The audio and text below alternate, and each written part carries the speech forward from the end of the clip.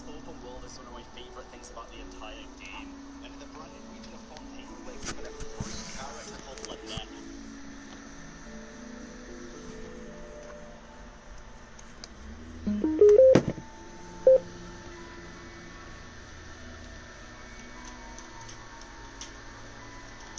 I'm not one for camping. However, my daughter insisted that we go camping together, and I would do anything to spend more time with my daughter. So naturally, we went camping, but in her backyard. Our backyard is pretty nice. It's fenced in and has a fire pit. However, on the other side of the fence is an endless forest of trees. Some nights we heard animals out in the woods, nothing outside the ordinary. We set up camp inside our fence. We did this mainly so we could plug in a TV and watch TV while camping. Not exactly traditional camping, but it worked for me. Things started off great. We pitched the tent, inflated the air mattress, and started a fire out in our fire pit. This was actually kinda nice. This kind of camping was much different than the kind I had with my family growing up. We put out the fire early and went inside our tent to watch some TV. My daughter, being young, naturally wanted to watch Frozen. I sighed in frustration and agreed. It wasn't long into the movie before I was fast asleep.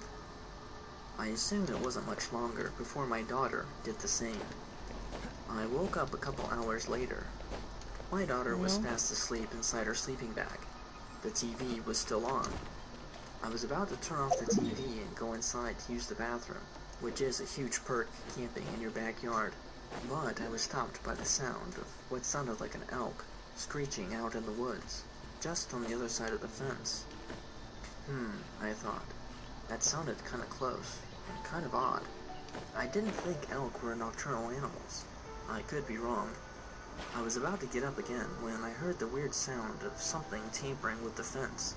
It sounded like the elk was rubbing against the fence, or trying to jump over. I know elk will sometimes rub their antlers on trees, but not normally a fence. I was kind of paralyzed by this. The brief thought of a burglar jumping in our backyard terrified me. At that moment, I was able to hear something successfully jumping over our fence. Now, I was on full alert. I could hear the sounds of something walking around our backyard. It sounded like it was walking on all fours, but I could be wrong. This would, however, support my elk theory. The animal then walked over to our tent. I was able to tell due to the footsteps, and I was able to hear heavy breathing. The breathing was not natural. It sounded as if someone was trying to breathe, but their lungs were filled with blood. The creature then started to circle our tent. I could see parts of the tent caving in, as if someone was pushing their hand against the canvas. This was terrifying. It definitely looked like a hand. Thankfully, my daughter was in the middle of the tent, and whoever was outside was not able to touch her. The creature then walked around to the front of the tent, and seemed to stumble across the extension cord coming from the TV. It began pulling on the cord, and the TV began to move. This snapped me out of my shock, and I immediately got up and unplugged the TV. The cord was quickly pulled out of the tent. I went over and hugged my daughter, doing my best to control my breathing. My heart was pounding outside of my chest. A part of me was glad that my daughter was still asleep. The creature then made its way closer to the front of the tent. That is when I began to see the zipper to the tent move. It was trying to get in. Again, I was able to hear the creature breathing, so unnaturally. I did the only thing that I thought I could do at the time, and I just held the zipper closed. The creature eventually stopped and continued walking around the backyard. At one point, it sounded like the creature was on our deck. The creature definitely had hooves. It wasn't long before our automatic porch light turned on, casting a shadow of the creature on our tent. The outline was terrifying. Whatever it was tall, it was lanky. The limbs looked bent. A part of me wanted to open the tent and peer outside to see whatever creature this was, but something told me that was a stupid idea. Thankfully, the porch light seemed to spook the creature off, and it ran off in the backyard, jumping over our fence. I took this time to pick up my daughter and head inside. I moved quicker than normal, and thankfully, my daughter didn't wake. I was able to open the door quickly and lock it behind me while holding my daughter. I set her down in her room on her bed, and we both spent the night inside. The next morning, I woke up and went outside to clean up camp. I could see hoof prints around my backyard. The prints were circling our tent and all over the backyard. They definitely belonged to a deer of some kind. Keep in mind, my backyard fence is about 6 feet tall, not an easy jump for anyone. I just brushed it off as a weird encounter with a deer in my backyard. I was kind of impressed for the deer to be able to jump like that. Anyways, fast forward a week. I'm out by the fire pit, enjoying a nice beer. The fire pit is not too far from the fence. As I'm relaxing by the fire, I'm able to hear something on the other side of the fence. It's that breathing again. That disturbing breathing. I immediately hop up and try to look over the fence. By the time I get there, I'm only able to see something running off into the woods. It looks big. Bruh. I then decide that I'm done being outside, so I go put out the fire and head back in. I'm freaked out about everything, but I don't tell my wife. She gets spooked about everything. I spent the rest of the evening just hanging out and watching TV downstairs. I can hear my wife doing the dishes in the kitchen. She enjoys doing it, and it helps her relax for some reason. Lucky me. Like most kitchen sinks, there's a window nearby that allows a full view of the backyard. As I'm relaxing and watching TV, I hear the shattering of dishes, followed by my wife saying, "What the hell is that?" She's pointing out the window to the backyard. I get up and glance to see what she's looking at and follow her finger. Standing in the backyard is only what I can describe as a demon. The creature was tall and pale, very long limbs. It had antlers, but had the face of a man. The creature seemed unaware that we were able to see him. It seemed to be sniffing around where I was sitting near the campfire. I did the only thing I thought I could do at the time, and called the police. Before I was able to finish the call, the creature had jumped back over the fence and off into the woods. I made a report over the phone, but I did not recommend any officers coming out. The creature had left, so there was no point. After dealing with that and trying to calm down my wife, it was pretty late at night. I'm not sure what to call it. The only thing that comes to my mind is a demon of the forest. I'm pretty sure the creature that my wife and I saw was the same creature that was trying to get into the tent that one night. Whatever the creature was, it was now getting braver. My wife and I began waking up late at night. We began hearing sounds coming from our backyard. They were the sounds of that same scream with the lungs filled with blood. This creature was smart.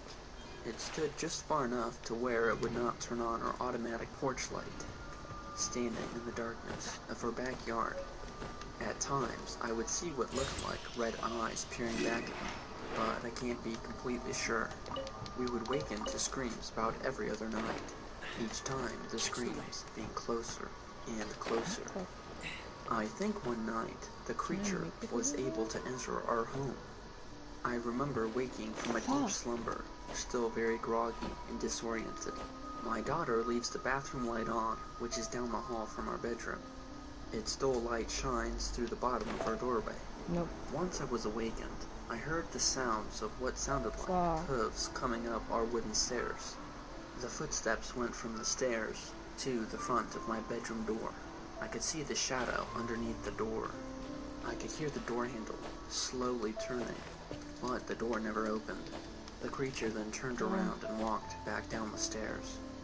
For whatever reason, instead of getting up and making sure my house was cleared of whatever creature, I just went back to bed. I woke up the next morning and immediately checked on my daughter. She was okay. Whatever I had experienced the night before must have been a dream. That is until I went downstairs and saw the back door. It was wide open.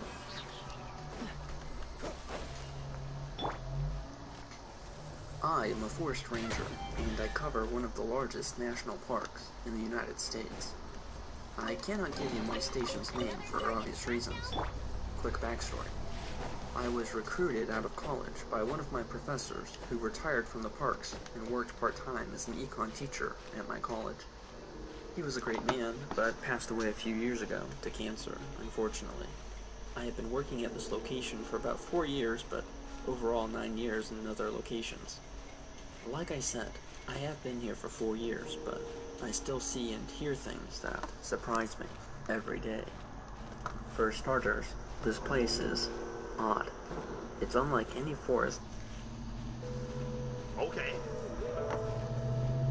Ooh, dude, that looks pretty.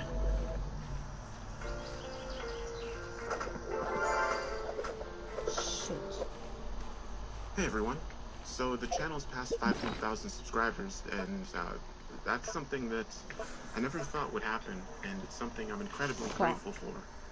I wanted to take a minute before the story starts to just say thank you to everybody who's supported the channel, who's helped create the community, and who's been here for the last few years, or just anybody who's even recently joined. When I first started this channel, I pretty much thought it was just going to be like a hobby, something I was going to do for fun, and I was so sure that I'd never gain more than a few subscribers that I used to joke about if I ever passed 10,000 subscribers, I would do erotica videos or stories. Obviously, that's because I didn't think I'd pass 10,000 subscribers, and some of you may have even been around back then. But I wanted to say thank you just to all the support you have given the channel and me and the community.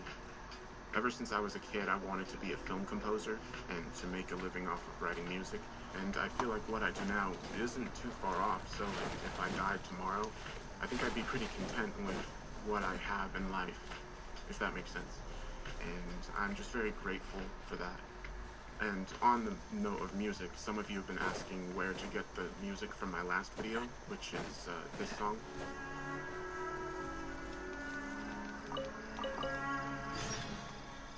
And I'm going to be posting that on my music channel. I'm going to try to post it today.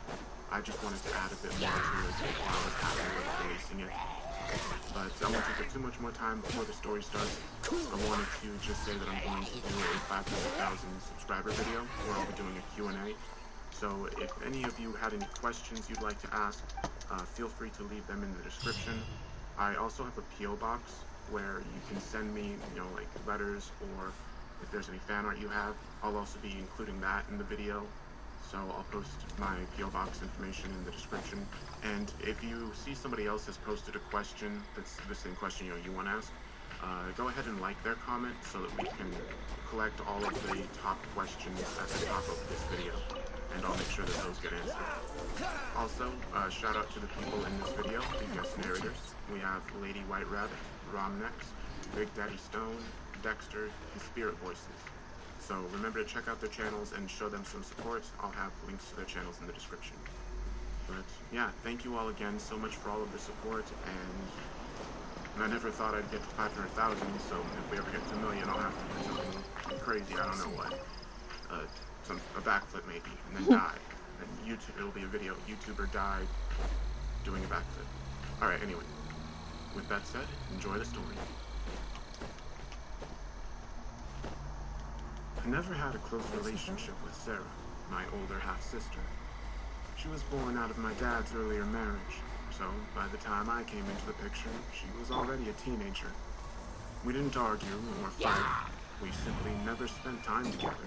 I was starting kindergarten when she moved out, and she wasn't thrilled about having a younger brother. I barely saw her as I got older, meeting only occasionally during holiday get-togethers or in the once-in-a-blue-moon visits. But we were on good terms. So, when the cops called us a few days ago to let us know they found her body, I was devastated. Some neighbors apparently called 911 when they heard screaming and saw smoke coming out of the house. After the firefighters put out a fire in the basement, they found some charred remains that they assumed were hers. They couldn't identify her given the body's state, but all of the evidence pointed towards an accident. She didn't have a husband or kids, so the duty of burying her fell on us. The funeral was what you'd expect under such circumstances. Lots of crying and mourning around a closed casket. But the deed was done. I was left an only child, and a few days later, we took to scouring her house and doing an inventory of her belongings. It was an all-around, unpleasant experience on many levels. It felt so wrong to go through her things like that. But, with her only living relatives being my father and I, we inherited her house and possessions. We decided we didn't want them, so we'd sell almost everything. The plan was to only keep some of Sarah's stuff as mementos, things like pictures and whatnot. We went along with that to help, and we went room by room, cataloging items one by one. Given the small size of the house, it went pretty fast, but we started late into the day, so we wouldn't be able to finish by nightfall. One of the detectives wants to drop by later. Says he has some more investigating to do. My dad said as we were getting ready to leave. He asked for someone to stay here tonight, but work won't allow me. Can you do it, champ? Sure. I mumbled, not in the least thrilled about the prospect.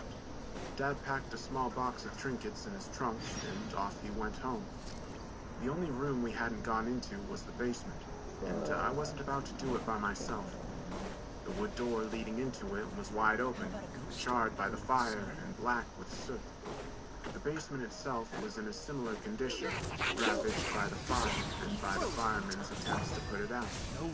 It unnerved me to no end, so I dragged a chair out on the porch and spent the evening there. I smoked half a pack of cigarettes and drank some old beer left behind in the fridge, all while the neighbors regarded me with curiosity.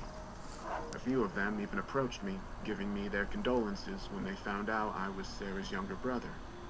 The detective finally arrived at sundown, pulling onto the street in an old beater car.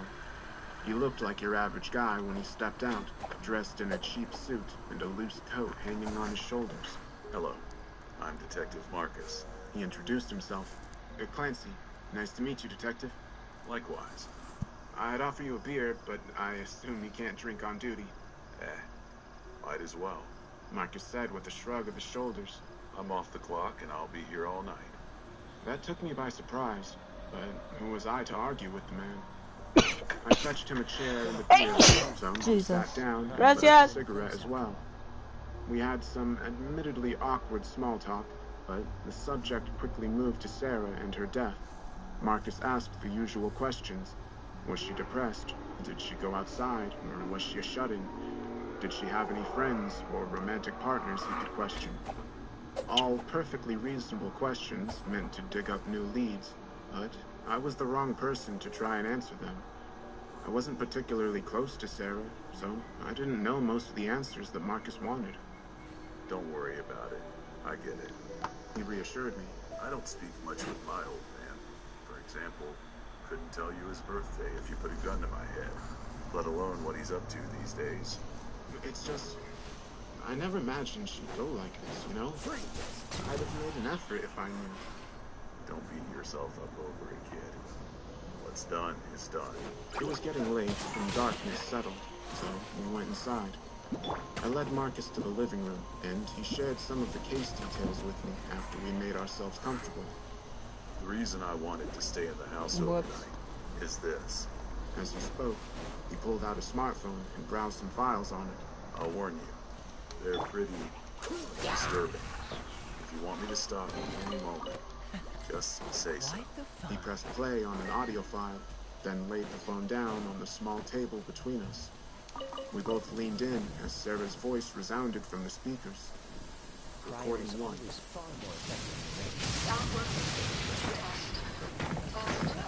Oh, okay.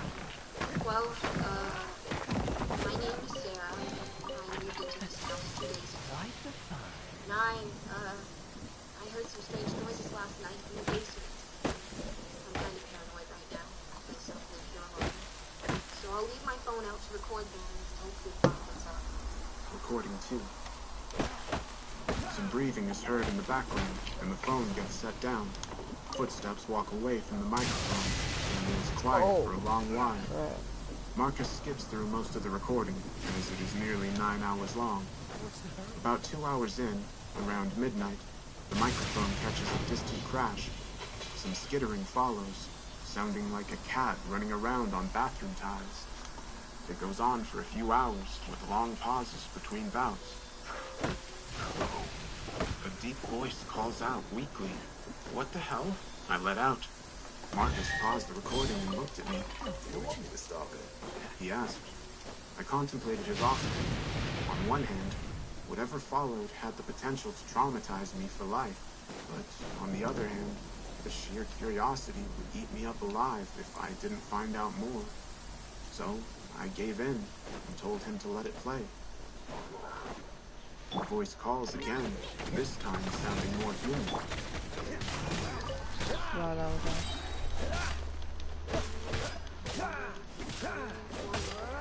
No one answers it. The voice falls silent, and the skittering carries it away from the microphone. No more sounds are heard that night. Recording 3. What the hell? What the hell? I knew it. Someone's living in my basement. Recording 4. Okay, I calmed down a bit. I was terrified after I listened to the last recording, so I ran out of the house and called the cops. The squad car came after about half an hour. The bastards took their sweet time. But I showed them the recording. I went back inside, accompanied by a cop, and we checked out the basement. No one was there. We turned the place inside out. We checked everything. But the room was small. No windows, no exits, and no place for someone to hide. The cops think that it was an intruder that broke in, but they couldn't find any signs of it. They said they'll patrol the neighborhood at night and keep on the lookout for any suspicious activity. One of them also asked me to keep recording, just in case. Recording 5. Okay, here goes. I'll leave the phone out tonight as well. The cop car just passed on the street, so I feel a bit safer. The sound of the phone being placed down is heard, and Sarah's footsteps follow. She leaves, and the recording is silent for a few hours. Marcus skips ahead through it until another distant crash is caught. The skittering returns, stopping a few feet away from the microphone. Hello? The voice calls out. Is anyone there? Hello? It sounds more feminine than the last time. Still inhuman, sort of like an artificially generated voice, but verging on crossing into the uncanny valley into natural-sounding territory. It calls out a few more times over the span of a few hours, sounding more and more like a woman. When it becomes apparent that no one will answer its calls, the voice stops. The skittering takes it away from the microphone, and the rest of the recording is silent. This is getting all kinds of freaky. I mumbled. I know. Marcus admitted. Never seen anything like it before. Do you recognize the voice by any chance? Not a clue. I admitted. It doesn't sound familiar. I was afraid that would be the case. Marcus said with a sigh. Sarah confirms a possible identity of the voice in the later recording, but I wanted to double check. Then maybe show it to Dad? I provided a solution. If he was closer to Sarah than me, he might have an idea. Marcus fell silent for a moment. He joined his hands beneath his chin and leaned forward, propping his elbows on the table. The look in his eyes turned grim and worried. I'm sorry, son. He said out of the blue. For all you've heard so far, and for all that's to follow. But I'm glad it's not your father that decided to stay. These recordings might just break him. What? I asked, dumbfounded. What's that supposed to mean? It will all make sense if you keep listening.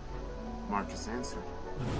The change in his demeanor was strange, and the night took an unnerving turn. I should have backed out. I should have kicked him out. I should have done a lot of things differently, but my curiosity mounted to levels beyond my ability to rein in, so I proceeded to listen further. Recording 6. No! That was long! Sarah cries into the microphone for a few minutes before the recording ends. Recording 7. I'm not gonna call the cops anymore. Tom's mom calls out. I want to talk to her. She's been gone for so long. Recording 8. Okay. I'll calm down a bit. Oh, wait, here. Recording is silent for a long time. It turns off abruptly after about half an hour. Did Uncle only say to tell my mom to Marcus asked. I jumped back in my ask chair her at the if she sudden Twitter? interjection. completely absorbed by my thoughts. Not really, I admitted. She died before I was born. It was why Dad remarried. Marcus gave me a thoughtful nod of his head in answer, and he played the next recording. Recording 9. It's back. I'll start another recording. The scurrying returns. Sarah's breathing is audible in the background, and it gets faster as the sound approaches her. A chair creaks, presumably as she gets up, and her footsteps join the skittering in the background. Hello? The same woman's voice from the previous recording calls out. Who are you? Who are you? The voice repeats Sarah's words back to her. Mom? Sarah cries out in a trembling voice. Mom? The voice repeats her words again. Who the hell are you? How do you have my mother's voice? Who are you? The voice repeats. Footsteps resound again, approaching the voice as it says the same line over and over. Answer me! Sarah demands. Knocking is heard, as if someone is bashing a door with their fist. Answer me. The voice coos. What do you want? The voice lets out a few garbled words, but they are intelligible. Its pitch and intonation adjust before it speaks again. I was left stupefied. The uncanny valley was finally crossed, and the voice sounded decidedly human for the first time. It held none of the animalistic traits from before. The subtle anger and malice in it was gone, replaced by a deep sense of compassion and worry. The voice continued. I haven't seen you in so long. Sarah wept silently in the background, but she doesn't answer the voice again. It, however, keeps calling out. I've missed you, my dear. Footsteps sound out as Sarah backs away, and the voice grows distant. It calls out over and over again, but the facade cracks. It can't maintain its grasp on the charade for long, and it devolves back into the uncanny valley slowly. The footsteps pick up speed until they turn into a run. After a few seconds, the voice becomes inaudible. A door is opened and closed shut with force, and Sarah starts crying uncontrollably. The recording stops. Recordings are timestamped. Marcus says, After this one ended, Sarah had to make another one for a few days. considering what I'd just heard, I didn't know how to answer. I kept silent, mulling over my own thoughts and feelings on the matter. As intriguing as the situation was, I mostly felt horrified and sorry for Sarah. I couldn't even begin to imagine what must have gone through her head after living through that. Why are you showing me all of this? I asked Marcus after a while.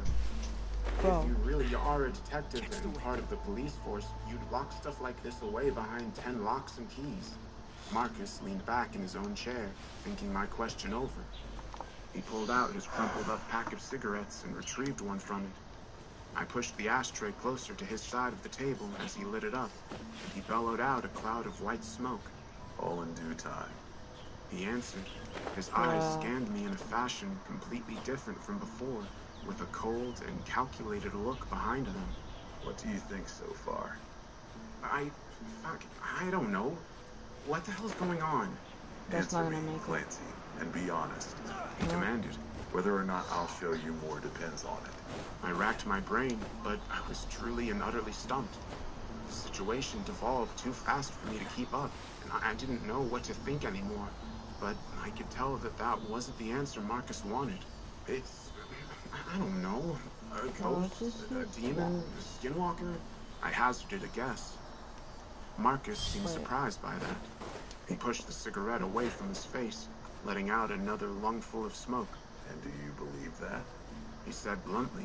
That it could be something supernatural? What the fuck else could it be? I answered his question with another. What do you think it is? What I think is irrelevant.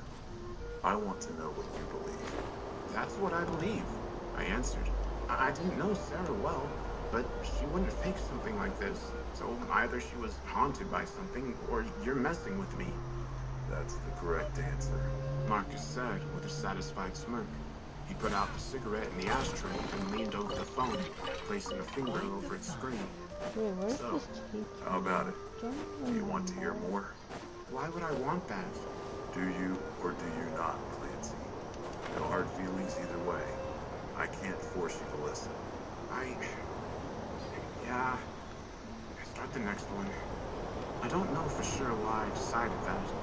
We could sit here all day while I blame curiosity, or more likely, stupidity, but those answers would be half-truths at best. It didn't feel like a want at the time. It felt like a need. I needed to go through with it. I needed to hear all of it. The reasons I felt that way didn't matter at the moment. I have a good feeling about you, kid. Marcus mumbled as his finger tapped the screen and started the next recording. Recording 10. I don't know what to do anymore. It's driving me nuts. Whoever's messing with me comes back every night. I hear them even now. The microphone picks up footsteps and the door creaks open slowly. Faint mumbling comes from the distance, accompanied by the familiar skittering. It pauses for a brief moment before it speaks up. Sarah. The voice calls out, not entirely human.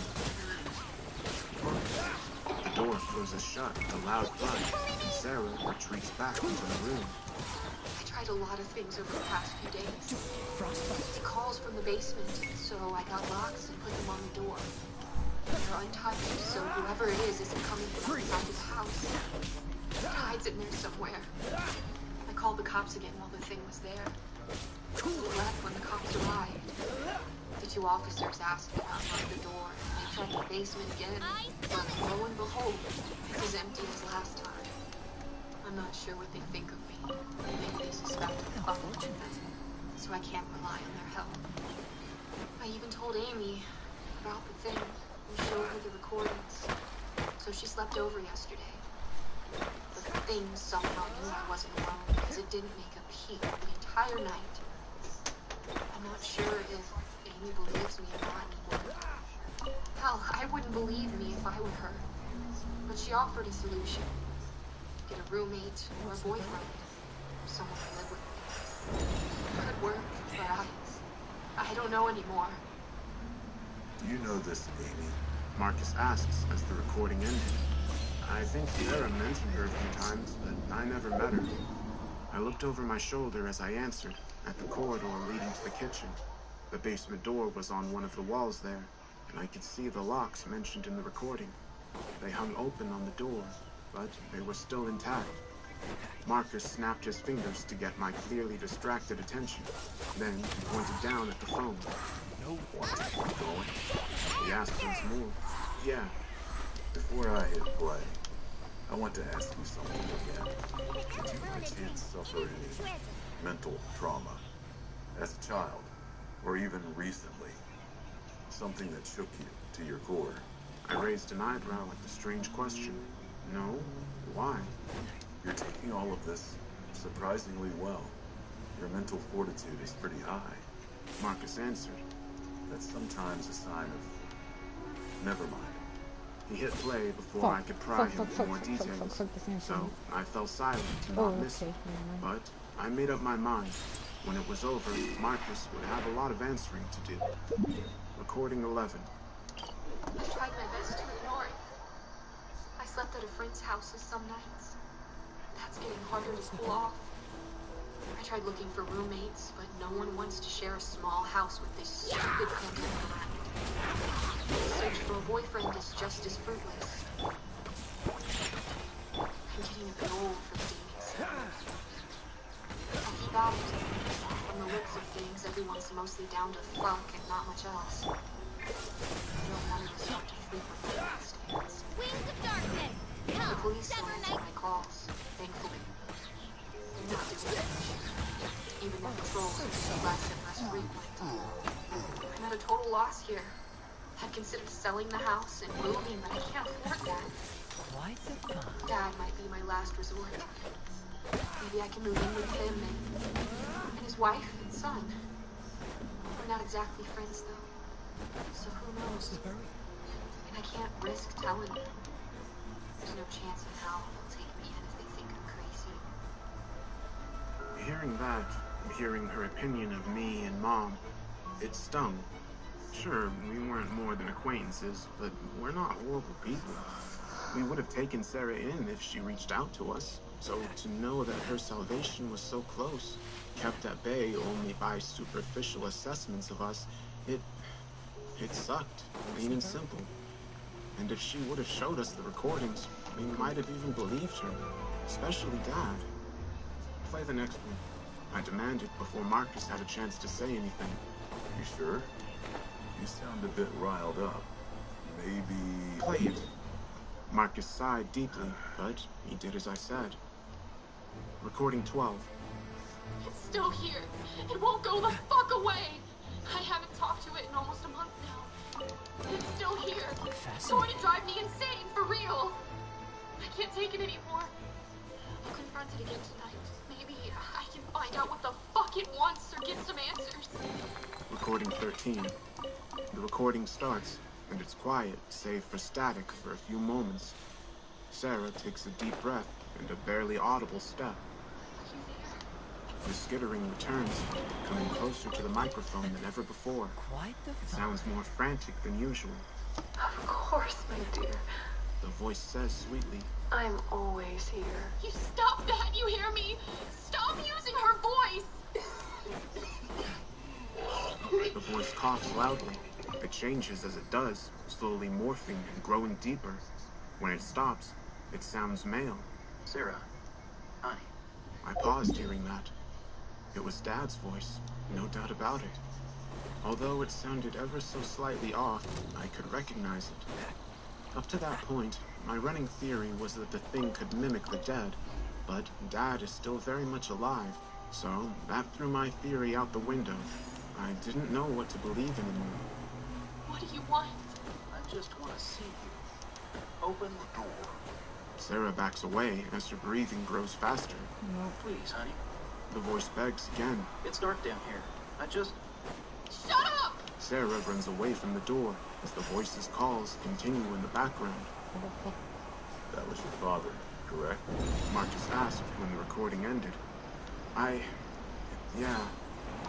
It's not a skinwalker, like I thought at first.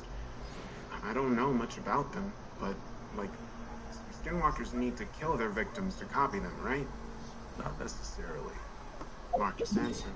But they do need to hear the voice they're trying to copy. And anyway, the skinwalker could have broken down the door. So it's something else, I deduced. But what? I'm not sure yet. He went to play the next recording, but I stopped him. Where do you know so much about skinwalkers from? Marcus chuckled dryly. All in due time, Clancy. We still have a few recordings to go through. He hit play on the next recording, so we listened. Recording 14.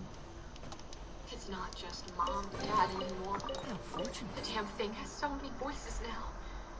Amy, my ex-boyfriend, Clint, random voices I can't place. Hell, it even used the voices of those 2 police officers that went down in the basement looking for it. It keeps calling for me, pleading and begging, feigning confusion, asking to be let out. But I won't do it. I won't open that damn door ever again. Fuck whatever I keep down there. He can have my stuff for all I care. I'm tired. I can't sleep because of it. It's getting so hard to do anything. I swear. Today I almost got fired for mixing up customer orders for the 20th time. I nearly snapped at the manager. I stopped at the last second and apologized. Some coworkers noticed I'm acting off and asked me about it, but I can't tell them. They'll think I'm crazy. Hell, I'm starting to think I might be crazy myself. Recording 15. Sis? And that's as far as I got into that particular recording. I slapped my hand over the phone with enough force to send cracks into the screen surface of the tablet. Marcus jumped back into his chair, taken by surprise. What the hell? I let out. That's my fucking voice. You can't run! I knew this Well, Marcus answered with a half grin. I've only just begun miscalculated. the others. But I never visited Sarah here, I stressed. It couldn't have heard my voice, so how the fuck did it copy me? Think, Clancy. Did it ever hear Sarah's dead mother? Marcus answered my question with another. For how long has she been dead? 20 years. I said as I finally understood. So, what does that tell you? It doesn't need to hear people's voices. Correct. Marcus said, satisfied by my breakthrough. So what? It can read minds? Maybe. Marcus said, scratching his chin. At the very least, it can form a connection with people. But until we catch it and see for ourselves, I can't say for certain. Catch it? I echoed his words. Is that what this is all about? You want to catch it? Marcus wiped his smirk off his face and looked at me intently. Yes, Clancy. Either catch it or kill it and solve your sister's case. So what? Are you... But Marcus didn't let me finish. He pushed my hands away from the phone screen and hit play on the recording, interrupting me. All in due time. He repeated once more. Sis, are you there? It repeats in my own voice. It's been some time since Sarah's first recording of the mysterious voice, and it sounds thoroughly human at this point. No more cracks in its facade can be gleaned. Listen to me. Listen well. I won't put up with this anymore. You have tonight to leave my house and leave me the fuck alone. I'll go to bed, I'll plug in some earphones, and I'll ignore you. If I hear you again tomorrow night, you can bet your ass I'll come down there and end you. Whoever or whatever you are. Understood? She sounds different somehow. Worried, tired, manic. Please, sis, for fuck's sake, open the door and let me out. Why would I do that? How'd you get down there anyway? I don't know. I can't remember. But it's scary down here. Let me out, please. It copies your mannerisms well. It's spot on, actually. Marcus interrupted. It does, I admitted, feeling the color in my face draining little by little as I listened. Given enough time to learn, that thing could be a top predator. And let me guess, you can't let that happen. We can't let that happen. Marcus corrected. All in due time. I replied and pushed play on the recording. Sarah doesn't say anything else. Her footsteps carry her away from the basement door, and the voice pleads in the background. The recording ends after Sarah closes the door to her bedroom. Recording 16. Okay. So I can't get a firearm. I don't have any money for that. And I don't even know how to handle one anyway. Fuck me. Gasoline's getting pretty expensive too. But I could afford a canister worth a few gallons and a box of matches. Current plan is simple. I'll fuck that thing up if I hear it again tonight. I'll pour gasoline into the basement through the crack beneath the door, and I'll light it on fire from up here. Fuck the house. Fuck the authorities. Fuck the repercussions. I can't let it live. I don't care if I end up in prison or in a loony bin so long as it dies here. My God, Sarah, I mumbled as the recording ended. Hearing her in that state of mind broke my heart. No one deserves to go through what she did. And the fact that we didn't help her sooner, that none of us made an effort to be in her life, it ate me up inside. We could have made a difference. I could have made a difference. Maybe then this tragedy would have had a better ending. There's only one more to go. Marcus said. He leaned over the table and slapped a hand down on my shoulder, giving me a tight squeeze. I nodded my head as I felt tears forming at the corners of my eyes and signaled for him to play it. Recording 17. Fucker is still here. I warned it. I tried to be nice. I really did. What more can anyone ask of me? A liquid sloshes around in the background, presumably the gasoline. Her breathing is strained and close to the microphone. Metal rings out as it hits the floor. Sarah? It calls out in the voice of her mother. I warned you! Something topples to the floor, and the sound of rushing liquid is heard. This is on you! It's not my fault! Sarah, please. What are you doing? What I said I would! You didn't listen! Why didn't you listen? Please, Sarah. You don't have to do this. Just let me out, please. Enough! Stop using her fucking voice! The thing falls silent. Sarah takes a deep breath, and the sound of gasoline pouring out of the canister dies down as it presumably runs out. Her clothes rustle as she searches her pockets, and she shakes the matchbox when she finds it. The sound of matches jumping around inside is the only audible thing for a moment. She opens the box and fumbles around with the matches for a moment. You know what that is, don't you? The voice doesn't answer her, but instead, it skitters away from the door frantically. Sarah takes one final breath, and the sound of a match being struck is heard loud and clear. Get fucked. The microphone doesn't pick up the lit match hitting the ground, but it picks up the gasoline igniting. Air rushes in as the flames begin to burn, and Sarah lets out a yelp. The voice begins to scream loudly, rapidly switching back and forth. Please. It lets out one final call, for the first time using Sarah's voice. The recording ended, leaving me wrapped up in a whirlwind of emotions. I was horrified. I was stupefied. I was strangely glad for it to finally be over. I was a mess, to put it bluntly. My body felt like it melted into the sea, but I quickly composed myself when I remembered that Marcus still had some questions to answer. Did Sarah kill it? Did we bury a monster instead of her? I asked in a single breath. I don't know. Marcus answered. It could very well be the case. But again, And where is she? exactly. Plus, a lot of other things don't line up. They didn't line up no matter which angle I went at. All that we know for certain is now that someone died inside. So, monster hunter, huh? I asked after a few moments of heavy silence. Pretty much. Marcus answered. I'm the one they call when shit hits food. And let me tell you, this shit is very fucking spooky. Okay, but all this still doesn't answer the most important thing. Why show me this? Any of this? I asked. Marcus lit up another cigarette and leaned back in his chair. For the first time since he entered the house, he seemed truly comfortable, like he had nothing left to hide. We're always on the lookout for new recruits. So consider tonight your entry test. He admitted. You're a bit rough around the edges, but you seem like a decent candidate to me. Me, a monster hunter? You can't be serious. I shot back with disbelief. Marcus just shrugged his shoulders. You'll never know unless you try. I sure as shit didn't. Never expected to hunt for things that go bump in the night. But I tried. And what if I refuse? I asked. Will you kill me or erase my memory or something?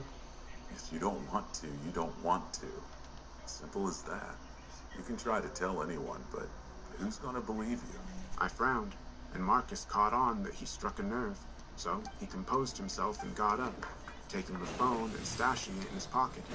Look, kid, it's like I told you time and time again tonight.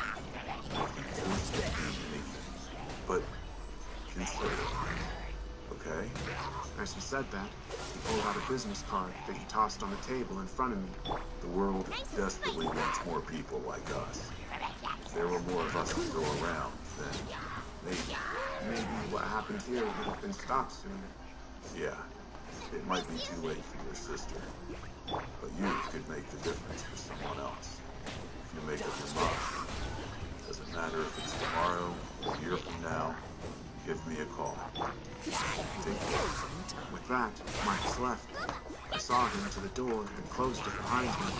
Then I went to crash into bed. My entire worldview was shattered tonight, and I decided to go get some rest before I tried to make sense of the pieces. The following days were uneventful, but even so, the strain of that night hung over me. It permeated my thoughts at all times, permanently active in the background. What the fuck are you doing? Looking for my glasses? Bruh. Returned, You want me to help? clearing the house and Yes. put it up for sale. I found them. I couldn't focus on that. Not when every Got thought I fucked had up. was about those damn recordings. In the end, I had to stay over for a little longer despite my constant complaints. Because of the slummy neighborhood and sketchy neighbors, Dad didn't want the house to go unoccupied. That's basically asking for thieves and punks to break in. And it's gonna be hard to sell it if squatters make nests here. So just hang on for a little while longer, okay? I wanted to fight him on the matter, to tell him he could stay over himself if he was that worried, but I didn't. I couldn't. Not when I knew the truth about what went down there. He wouldn't be another death on my conscience. So I lived in the house for another week or so, helping out with renovations and whatnot. And truth be told, it wasn't all that bad. It was a bit creepy, sure, but the freedom of living on my own was oddly pleasant. One evening, after he went home and I was left alone, I heard a knock on the door. I slowly made my way over to answer, expecting either him or Marcus, but who I found on the other side left me terrified. It was Sarah. Hey, Clancy. She greeted, sounding almost casual. What? How? I let out in a meek voice as my tears started to flow. I have a lot of explaining to do. I know, but... I didn't let her finish. I jumped her, latching my arms around her shoulders as I bawled my eyes out. She put her arms around me as well, and we hugged for minutes in the doorway as I cried. What happened? Where were you? I asked when we finally parted. We buried you. We thought you were dead. I'm sorry. A lot happened, and I had some problems. I ended up running away to a friend's for a while. She sighed. It's a long story, okay? Quite the fun. And very crazy. Tell me about it, I said, rubbing away the tears. Call Dad and tell him to come over. He needs to know you're okay as soon as possible. Actually, it would be better for you to do it. I don't want to give him a heart attack. Good point, I admitted. We kinda got rid of most of the furniture, but make yourself comfortable. I'll call him and join you. Don't take long. She said, and went inside to find somewhere to sit. I watched her walk down the corridor towards the kitchen, pausing by the basement door. She looked at it for a long moment, then she continued on her way. I pulled out my phone and Marcus's card, unsure about what to do. The thing's facade was good, damn near perfect, but as it spoke those last words, its voice cracked just a little. Kelly Blue Book is your trusted pricing, fixing, and instant cash offering car shop at kvb.com. A lot, and yet so very little has happened since the last time I posted. I'm more confused and paranoid than ever. I feel like I'm taking 10 steps back for every step I take forward. The situation is slowly devolving into a variable mess, and I'm thoroughly entangled in the web of deceit that I admittedly contributed to creating. But I'm getting a bit ahead of myself, so I'll pick up where I left off. I ended up calling Marcus first, and he answered almost right away. Hello, this is Detective Marcus. How may I help you? Hey, it's me, Clancy. Oh, hey, Clancy. How's it going? Did you make up your mind? I peeked inside the house before I answered, but I couldn't see Sarah. She was in the kitchen, and by the sounds of pots being overturned, I figured she was raiding the cupboards for something to eat. Sarah came back. What? How? When? Just now, but I think it's the mimic. There's something off about her. Okay. Marcus said and took a deep breath. Stay calm. I'm here for you. Is she there right now? Are you keeping tabs on her? She's in the kitchen. I'm outside on the porch. Good. Don't lose sight of her. Does anyone else know that she's back? Did you call your parents? Not yet, I answered. I panic called you for help. Okay. You made the right decision. Marcus reassured me. I knew I was onto something with you. What do I do now? Do I go in there and... No. Marcus yelped. Don't do anything brash, okay? Don't confront her until you know beyond a shadow of a doubt that it's the mimic. I'm a few hundred miles away on another case, so the fastest I can make it there is a few days from now. I wasn't planning to. Don't worry. I'm not stupid. Just keep tabs on her. If anything comes up, and I mean anything, let me know. I'll rely on you to keep me informed. Can I do that? Of course, I answered. You're a good kid, Clancy. Marcus said, almost making me laugh. I'm 20 for crying out loud. You have a good head on your shoulders, so I trust your judgment. If the situation gets dicey, or you feel you're in danger, don't hesitate to run away. Will do. I'll try to wrap up this case as fast as possible. Hold out until then. Try to keep her isolated if you can. No rest for the It'll wicked. be less of a headache to clean up everything if she ends up being the mimic. That's gonna be pretty hard, I admitted.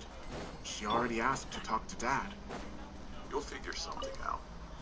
I'm sure of it. Gotta go now, but we'll keep in touch. I entered the call and peeked inside the house again. The rustling had stopped. Sarah? I called out hesitantly. I didn't disappear again. Don't worry. She answered with a chuckle. I'm brewing some coffee. Do you want a cup? Sure. Did Dad answer?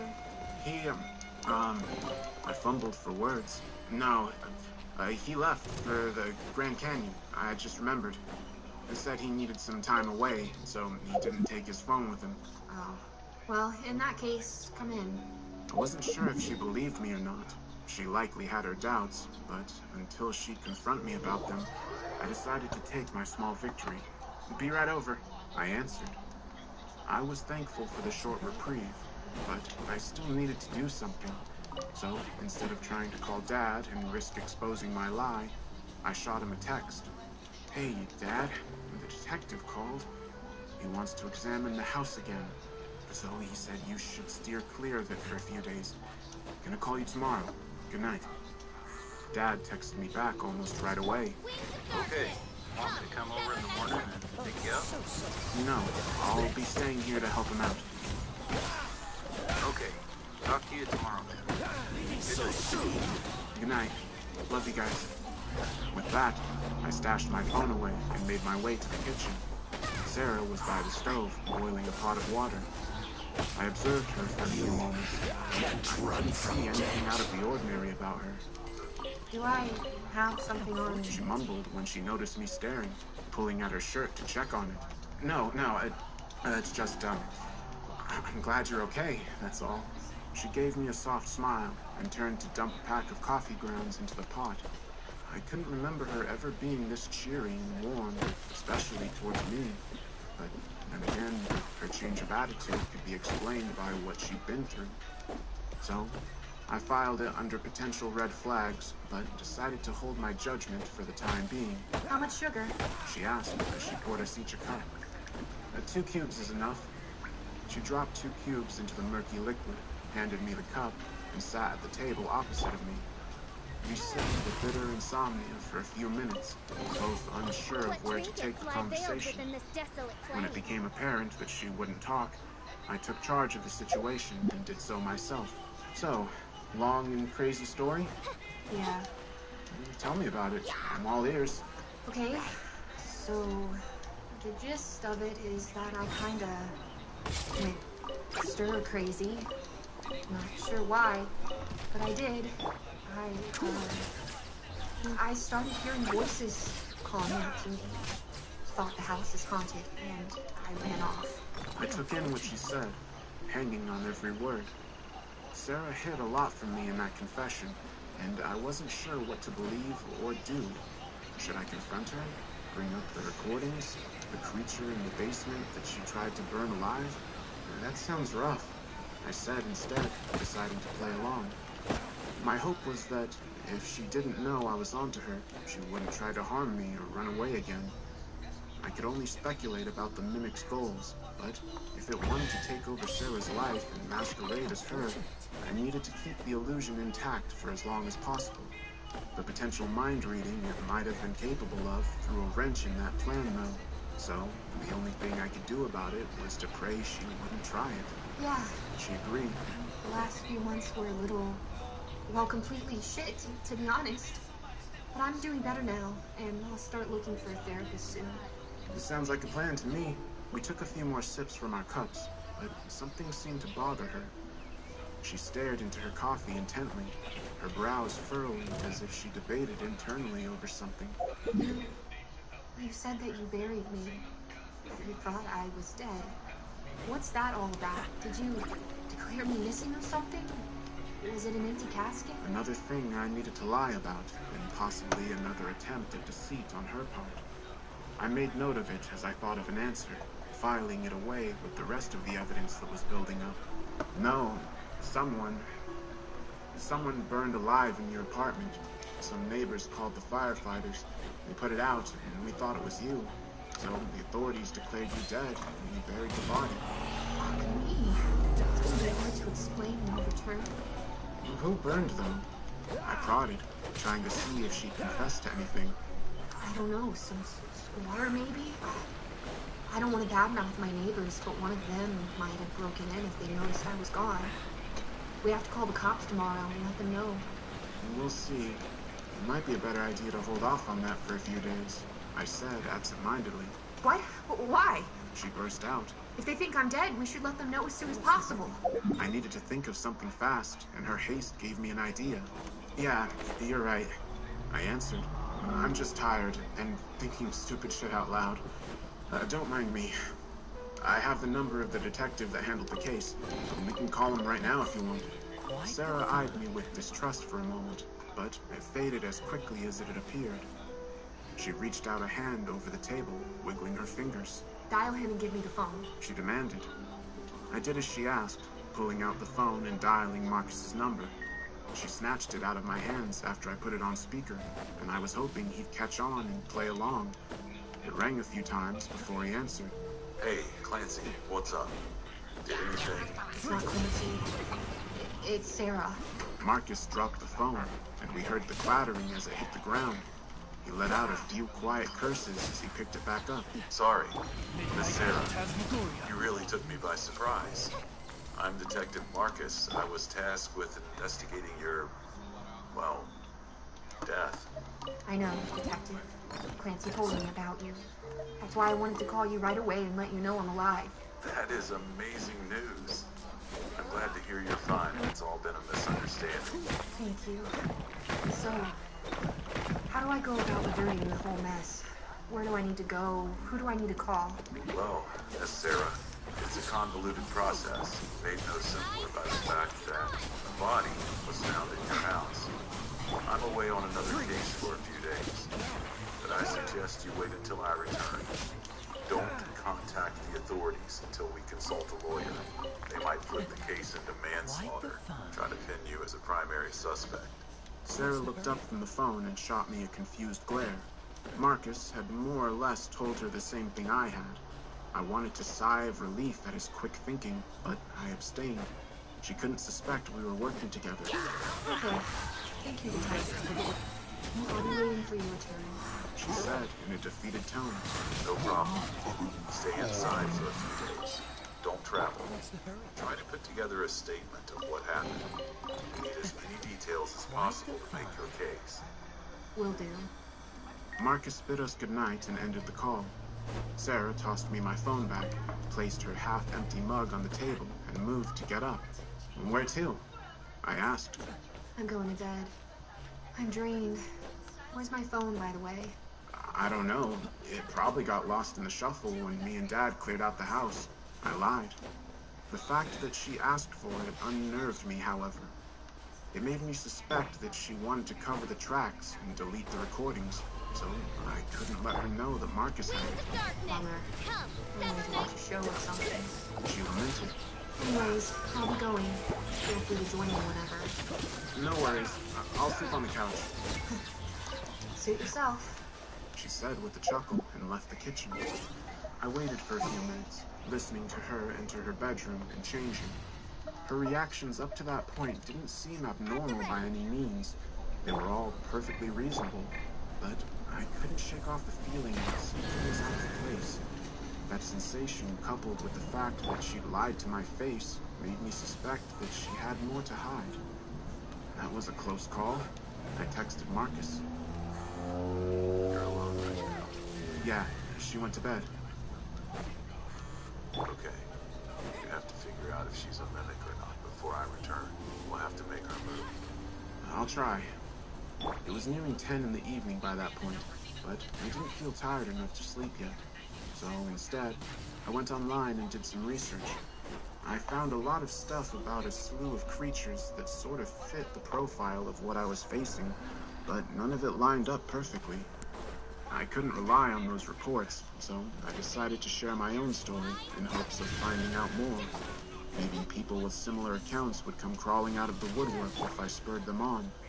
I turned off the lights, sat back down in a chair, and typed away on my phone. The night progressed as I did my best to capture my experiences in writing, and soon enough, I was absorbed by the recounting. Usually, I'm not a speedy writer. I take longer than average even on short texts, but my curiosity and need for answers fueled me like never before. I was almost done when I felt a hand coming down on my shoulder. Oh, shit. What are you writing there? Sarah asked from behind. I fumbled with the phone, nearly dropping it. She gave me a good scare, and I could feel the adrenaline coursing through my veins as my pulse rose. Sarah squeezed my shoulder tighter as she laughed at my clumsiness, and I quickly backed out of the app. I faked a sigh, as if she caught me red-handed with something embarrassing. I'm sexting with someone. Wow. Sarah answered. Keep it in your pants in my house, will you? She went around the table and sat down, not bothering to turn on the lights. That left the room in almost complete darkness, with only faint rays casting in from the street lamps outside. I could make out the contour of her body, but any sort of details were obscured. What are you doing up so late? I thought you went to sleep. She picked up the coffee mug and took a loud sip. Her eyes had an almost surreal glow to them, and I felt them boring into me in a way completely different from before. There was malice behind them as she measured me up. Nightmares. She answered, setting down the mug and rubbing her eyes. Couldn't sleep anymore, so I got up. What about you? I couldn't sleep either. I tried to meet her gaze with my own, to confirm what I'd seen and felt, but she averted eye contact. That made my paranoia rise as my whole body tensed, but I tried to keep calm. We had some more small talk about this or that, nothing of substance, and I could feel her eyes on me again whenever I looked away. It drove me up the wall to feel that calculated coldness, like I was facing an ambush predator thirsty for my blood. Can I bum a cig? She asked. I threw her the pack and the lighter, and she pulled out a cigarette. A small flame illuminated her face as she lit it, and her skin looked deathly pale. When she passed the pack back to me, I smoked one as well to calm my nerves. No more words were exchanged. We just sat there in each other's smoke, exchanging quick glances. I checked my phone, finding it was nearly 4 a.m. by that point, something that the buzzing between my thoughts confirmed. It was getting late, and I was too tired to think straight. But I couldn't risk going to sleep either, not when I was unsure about Sarah's intentions. For all I knew, that was exactly what she waited for. I finished the first cigarette, then asked for another one, and another one, chain-smoking half of my pack in about an hour. I pulled out my phone, checking the post in a last desperate attempt to focus and stay awake. Did she answer? Sarah asked when the blue light hit my eyes. Who? The girl you were sexting. She said with a snort. Or the guy. I don't discriminate. She blew me off. I mumbled. Sarah chuckled dryly. Bad luck with the ladies? Yeah. I kept lying. I can set you up with one of my friends if you want. A girl named Amy. She's an absolute sweetheart, but she struggles with dating too. She can be a bit awkward at times. The mention of that name made me perk up.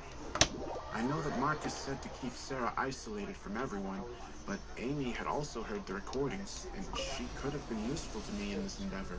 She knew Sarah better than me, so if I could convince her, if I could get her on board, she had a better chance of recognizing the mimic. Sure thing, I answered, letting a bit of my enthusiasm slip through. Okay, I'll call her over tomorrow. She got up, walked over to me, and grabbed my arm. Now, go get some shut-eye. You can't be looking like a zombie. She has some standards. Tomorrow? I protested. I wanted to meet Amy as soon as possible, sure, but Sarah's haste surprised me. Yeah, tomorrow.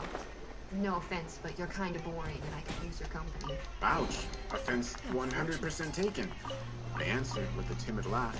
But it's okay, I get it. I'm not exactly Mr. Exciting in the flesh. I got up and went over to the couch, with Sarah on my heels the entire way.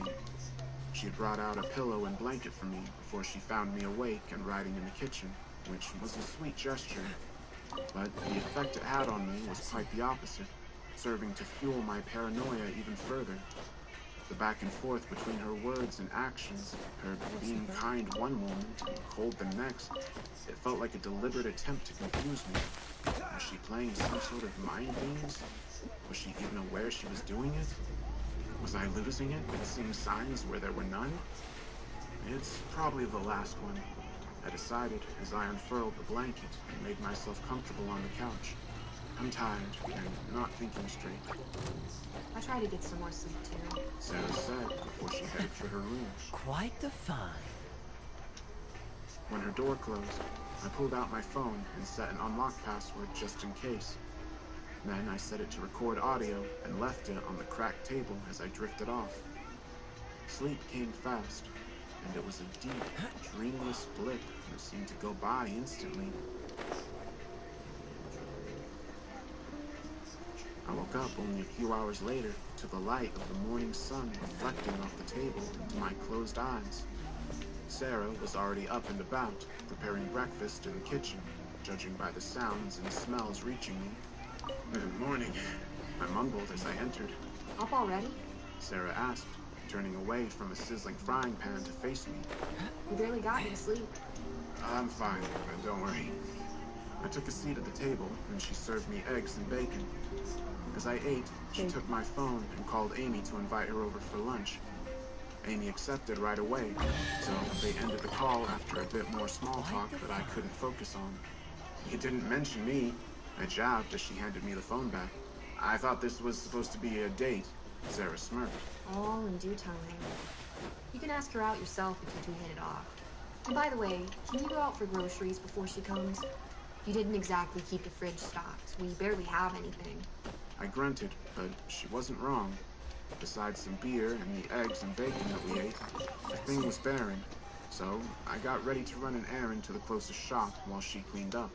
And hurry up. You'll have to take a shower too.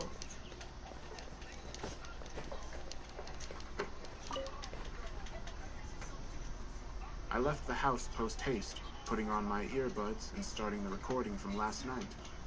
It was only my light snoring for the most part, so I put it on fast forward. Nothing in it jumped out to me, no skittering or talking, so I paused when I reached the store. It's a small family-owned business, so besides the old lady manning the register and myself, there were few other souls in sight. I got my stuff, had some small talk with her while I paid, and I was off again. By the time I made it back home, I was about halfway into the recording with nothing to show for it. Maybe I'm just losing my mind. A stray thought shot through my head. I mean, monster hunters and mimics and all that. I put the groceries away and went to take that shower. The water was scalding, but I pushed my body under it and allowed it to melt my worries away. I'd solve the case, and everything would be fine and dandy, no doubt about it. If Marcus trusted me, if he saw something in me, I couldn't sell myself short. Amy arrived sooner than I expected, right as I was drying off and getting dressed. Please, I came into the living room to find her and Sarah at the table.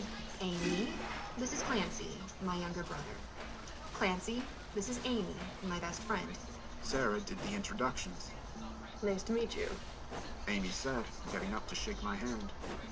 She was a few years my senior, but she was cute, I'll admit. Definitely out of my league, though, so I can't imagine how Sarah thought she'd date me. The same, I answered. I'll go make us coffee and some snacks. Sarah said. Be right back. As she passed me, she elbowed me in the ribs and winked. I let out a chuckle and sat down opposite of Amy. So... She mumbled when Sarah was gone. Yeah. Sarah was right. We were like two fish out of water.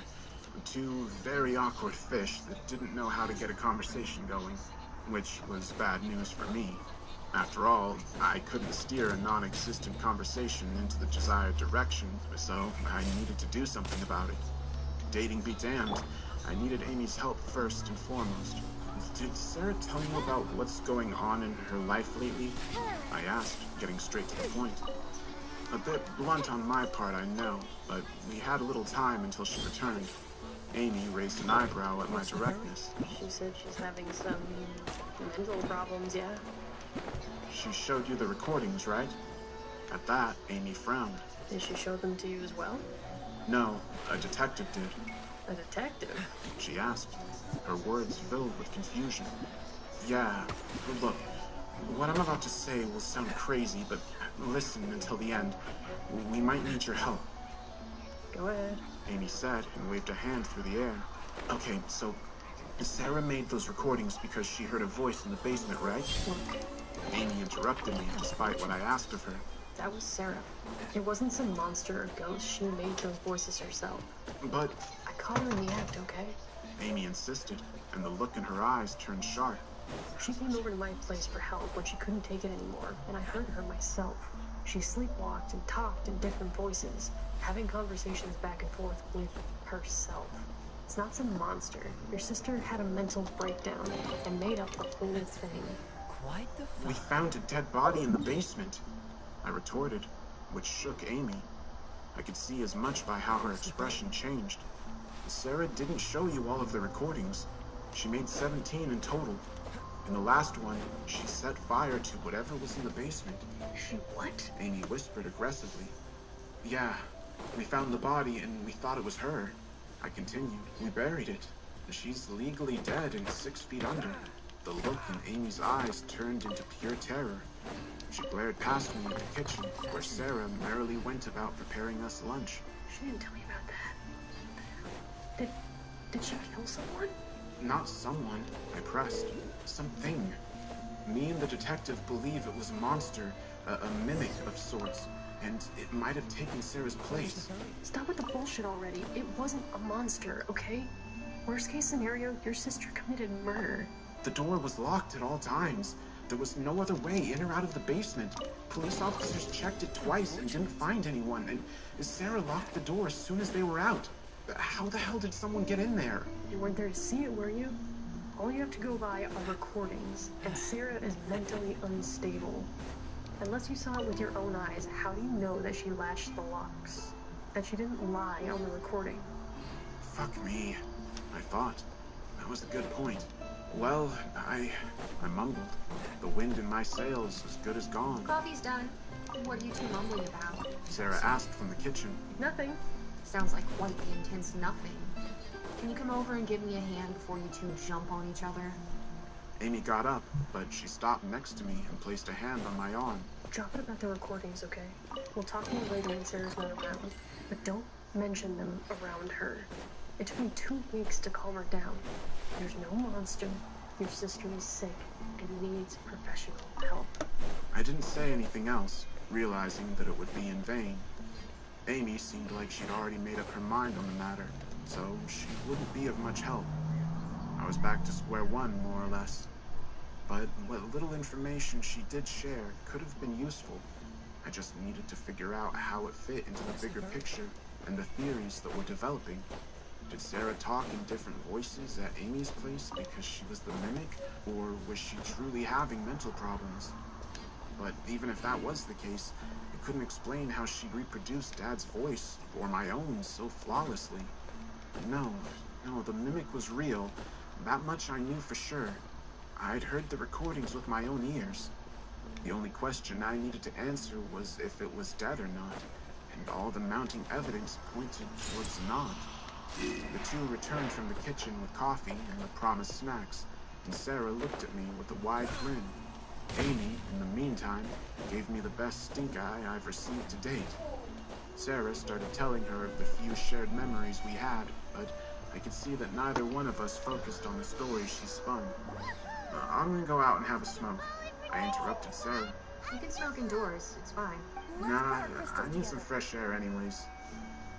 Sarah protested some more, but I got up and headed for the back porch. It was farther away, so they wouldn't hear or see me. I lit up a cigarette as soon as I was out and retrieved my phone, intending to call Marcus and update him. But I paused when I saw last night's recording still on the screen. Something about it wasn't right. Interesting. I slept for about 4 hours at most, but the recording was only 2 hours long. The phone was on the table, so I couldn't have turned it off by accident in my sleep, and I forgot to turn it off when I woke up.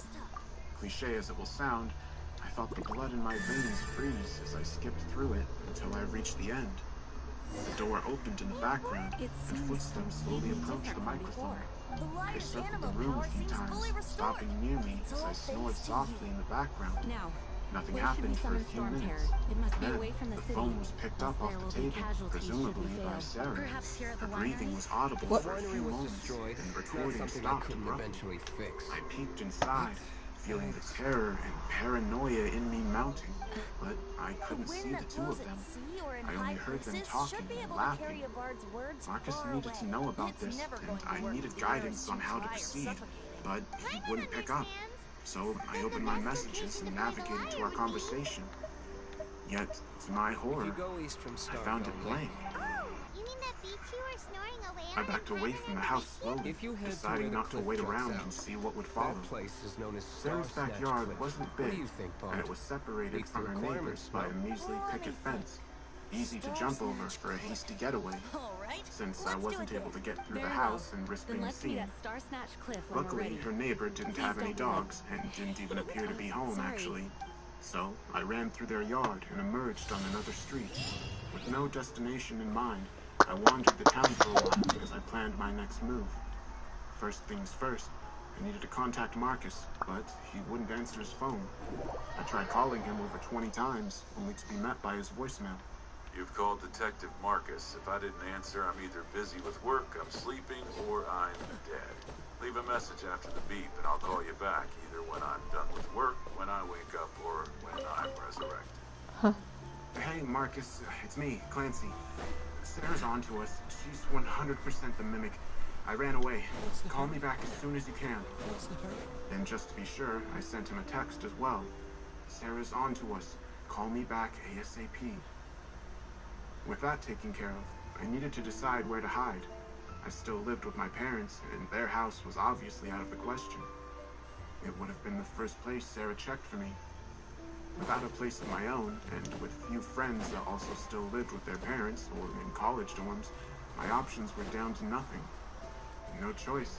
Gotta take my chances at home, I decided. I did tell her that Dad was away, so maybe my lie would buy me a bit of time. It was also across town, so, at the very least, it would put some distance between me and her. I reached it half an hour later on foot and tried to call Dad, but he wouldn't pick up either. Straight to voicemail.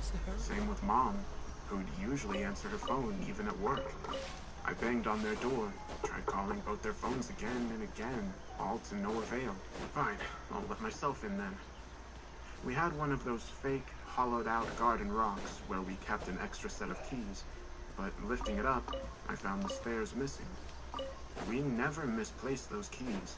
Dad was very insistent about it. I felt another pang of panic, and my thoughts instantly went to Sarah. Did she anticipate this scenario? Did she steal the keys? No, it can't be. I had her under watch ever since she came back. Unless the recording she'd stopped. Was it for this? So she could leave her house, run across town, and take the keys? She definitely would have had enough time until I woke up. But no, that made no sense. If she did that, if she had gotten so close to Dad, she would have made her presence known to him. Amy, maybe? That didn't make much sense either. Amy was probably a victim of the charade, not an accomplice. No, I have to dial back the paranoia. Someone simply used them and forgot to put them...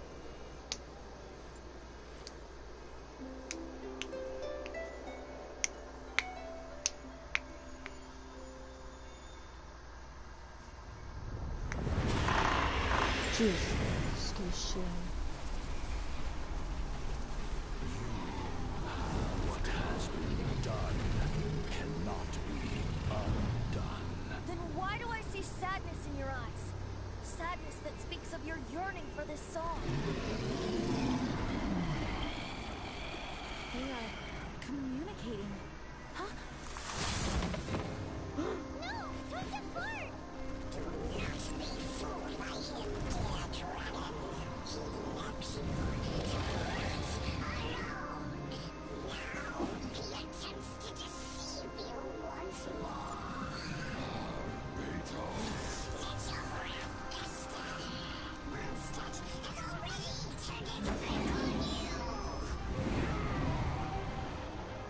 Huh.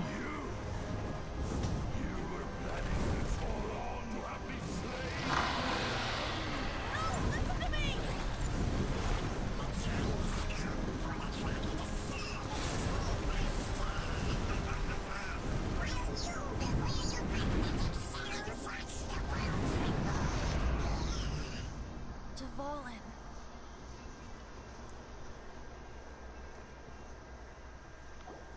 Barbie! Venti, please, be careful. You've known my true identity for some time now, haven't you, Jean? Though, I thank you for continuing to use the name Venti. How's the Holy Lyre? Can it still be played, or does it need to be repaired? Unfortunately, I think it's beyond repair. No. We should make that Abyss Mage pay first. If we don't fight the evil at its source, then we can't save Dvalin at all. In which case, I shall call upon Outrider Amber to... No need. Why is that? I eradicated one not long ago, in one of the Four Winds temples. What? When? If you want to track those monsters down, then I'll seek answers from my contacts. I've got other means for getting the job done. Dude, though he dislikes the next of Favonian. Oh?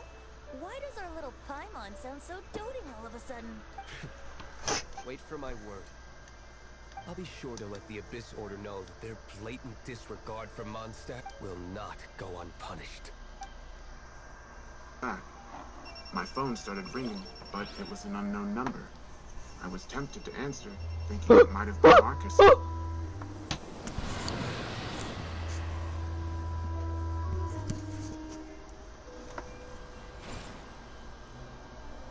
Your Highness, your humble servant returns.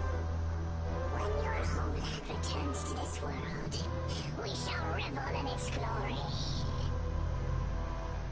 What the fuck? I forgot about that. But I didn't. It rang until it was directed to voicemail, so I waited with bated breath to see if the person would leave a message. No dice. A text popped up on my screen soon after.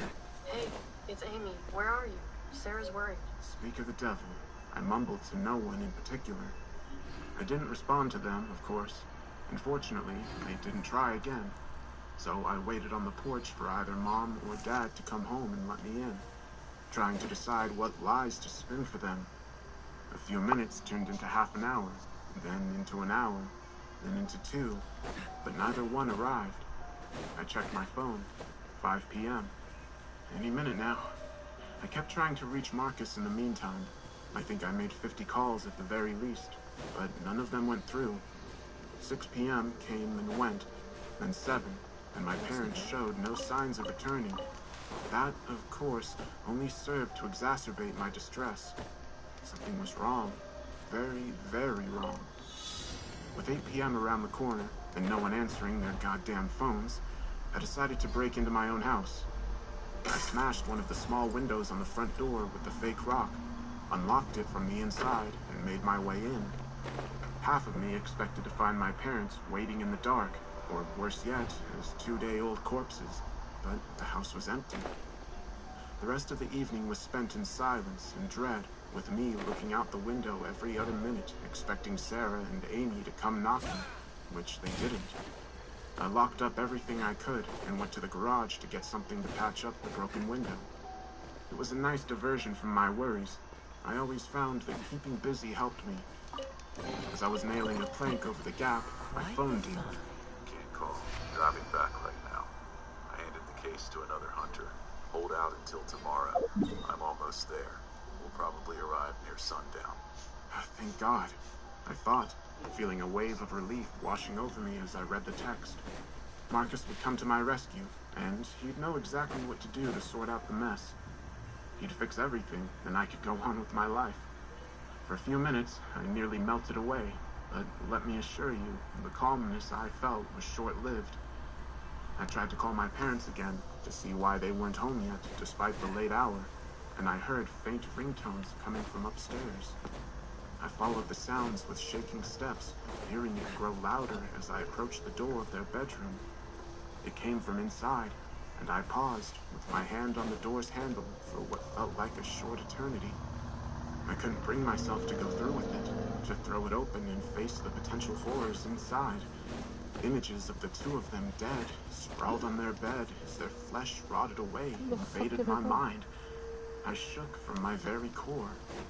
Come on, I urged my body. Move, please. I closed my eyes, and with my breath hitching in my throat, I turned the handle.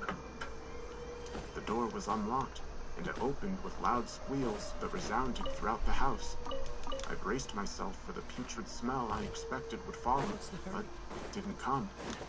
Stale air with an undertone of cheap laundry detergent wafted out instead, calming my shot nerves. I opened my eyes, finding the room empty. After thanking every deity I could think of for sparing me of gruesome sights, I went inside and started searching. Their phones were on the nightstand beside the bed, displaying all of my missed calls. Sarah got them after all. She was just smart enough not to leave the bodies here. I couldn't sleep much that night, so instead I got a crowbar from the garage and made rounds around the house. I double and triple checked all of the doors and windows to make sure they were locked. Then I hunkered down and waited. The coffee machine worked overtime as I pumped my veins full of caffeine and nicotine in an effort to stave off my exhaustion. After nearly 2 weeks of improper sleep, I was starting to feel the effects. It'll all be okay. It won't last much longer. I tried to reassure myself. I only need to hold out for tonight and tomorrow. Then Marcus will save my sorry ass and I'll be able to sleep for 3 days straight. That's how I spent most of that night, wide awake in the dark kitchen with the crowbar by my side. I wrote the previous post to keep myself busy, and I jumped at every little sound that came from outside. Midnight came and passed, and I found myself dozing off into short bursts of micro-sleep. Come on, I urged myself. Stay awake, damn it. More sounds came from outside, in the form of passing cars or wandering animals, but I checked them regardless. I ran around between the windows, parting the drapes only enough to see without being seen myself. To my relief, none of the cars that passed were the same, so for the meantime, I wasn't being stalked.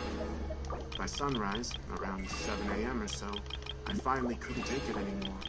I was a wreck in every sense of the word, and fatigue did me in. I'm not sure when or how it happened, but I think I just fell off my feet and went to sleep on the floor because I don't remember ever laying down. It was fitful and all around too short. The phone's ringing woke me a couple of hours later at around 9 a.m. I jolted to my feet with my heart pounding so hard that I was afraid it would break free of my chest. You probably know the sensation, that distinct panic of being woken suddenly by loud sounds. At any rate, I checked my phone and saw Amy's number. I half wanted to just throw the damn thing against a wall and break it, but I stopped myself when I realized it was my only lifeline to Marcus. The call went to voicemail, and I received a text soon after. Where are you, Clancy? A steady buzzing burrowed into my brain, nesting between my thoughts. My temples ached from the lack of sleep, and when I tried to rub the hurt away, it spread to the rest of my scalp. You said you wanted to talk without Sarah around, so let's meet somewhere. Just the two of us. Another text from Amy, and one that felt distinctly like a trap. I didn't want to respond and risk falling for it, but I reminded myself that Amy could have been a victim as well. Maybe I still had time to change her mind and get her on my side. Where? I shot a text back. Wherever you want. Name a place. That set me a bit at ease. If it was really a trap, she wouldn't have offered to let me pick the location. I texted her the name of a small diner that served a killer breakfast and told her to be there in an hour. It gave me enough time to shower and change, and I took it freezing this time. The cold water helped me sober up, even if I couldn't get rid of the throbbing in my brain. I felt a bit more rejuvenated when I was done, so I hit the road, making a small detour to buy a pack of cigarettes. It was that same small shop I mentioned last time, as it was halfway between our houses and close to the diner. Only this time, it was empty, save for the old cashier. A feeling of deep dread shot into me the moment I stepped foot inside. You're being paranoid again, I told myself as I calmed down. Get a grip. It's the lack of sleep. The lady bid me good morning, and we made small talk as I paid for the cigarettes. I went to pull out my wallet and rifle through it for change, but the moment I took my eyes off her, I felt her staring at me. The same tension I got from Sarah setting in so fast and intense that it made me jump back. Are you okay, dear? The old woman asked as I bent down to pick up the wallet. Yeah, I'm just tired, ma'am. Good grief. You sure look the part. You're so young, you should take better care of yourself. I will, I reassured her. I'm just going through a rough patch, that's all. I got a few bills and coins, placed them on the counter in front of her, and turned to leave. Have a good day, sweetie. My ears likely played tricks on me, but I swear in that moment, her voice cracked just a little. It sent a chill crawling down my spine, and put a spring in my step, sending me into high alert as I power walked away. Free! Imagining things. I insisted. You're tired. You're not thinking straight. Get a grip. I tried my best to do just that as I headed to the diner, but I failed miserably. The encounter stuck with me, ripping through my mind and leaving behind more paranoia in its wake. Was Sarah the only mimic? Were there more of them? Why was everyone looking at me as I walked, shooting me glances from the corner of their eyes? Was I acting strange, giving them a reason to, or were they onto me as well? I slapped myself when I realized just how absurd I sounded, and it helped set me straight, even if just a little. I didn't have any proof of more mimics, no reason whatsoever to believe that it could multiply and spread. A few minutes later, I reached the diner. It's a dingy little place, dirty and sticky most of the time, but I always found the places like these served the best damn food. The best memories are made in cotton.